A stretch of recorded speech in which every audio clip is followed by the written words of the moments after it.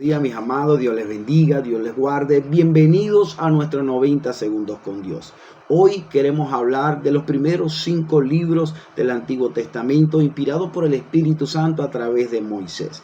¿Por qué? Porque en este estudio breve que hemos empezado sobre el Antiguo Testamento, ya finalizando esos primeros 5 libros llamados el Pentateuco, hablamos o vamos a desarrollar hoy lo que es la profecía del Mesías, cómo el Espíritu Santo, cómo Dios le dice a Moisés y Moisés a su vez se lo transmite al pueblo de que Jehová le iba a levantar un profeta por encima de él. ¿Por qué esto era importante?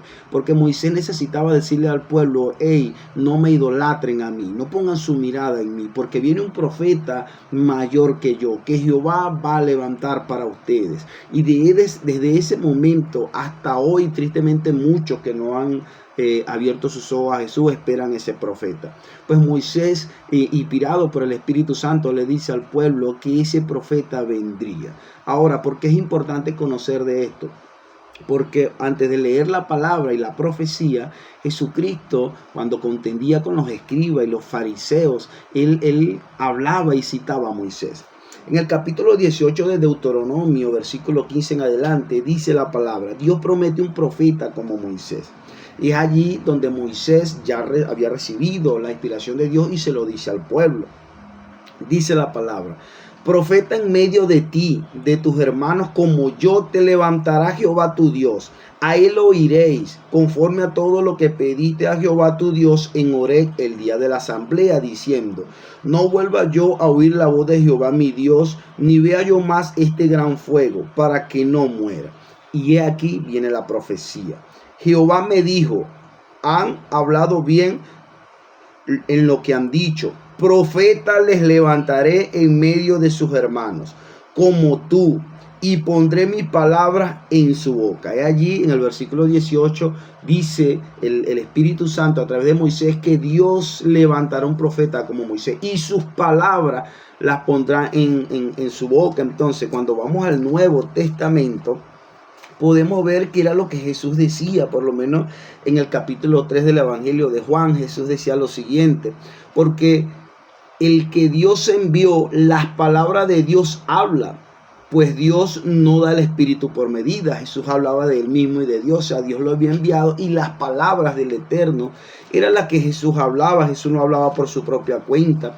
Ahora, cuando vamos al capítulo 14 del mismo Evangelio de Juan, dice así la palabra, Jesús conversando con uno de sus discípulos como Felipe: ¿no crees que yo soy el Padre y el Padre en mí? Las palabras que yo hablo, no las hablo por mi propia cuenta, sino que el Padre que mora en mí, Él hace estas obras. O sea, vean cómo se relaciona una cosa con la otra, cómo Jesús es la materialización de esa profecía.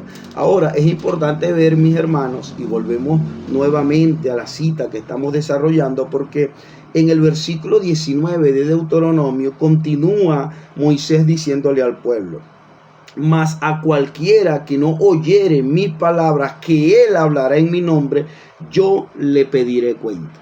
Y fueron las mismas palabras que Jesús dijo: aquel que me rechace va a tener que verse con Dios. Volvamos al Evangelio de Juan, mis hermanos. Qué hermoso es conocer la palabra, cómo se une, cómo se entrelaza versículo de versículo, aunque sea del Antiguo con el Nuevo Testamento.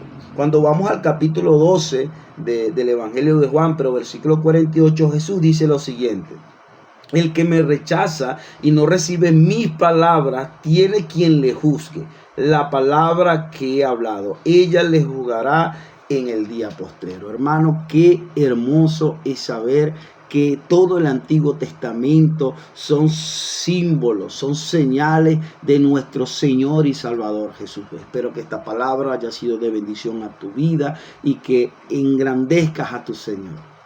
Es la verdad, y la verdad os hará libres.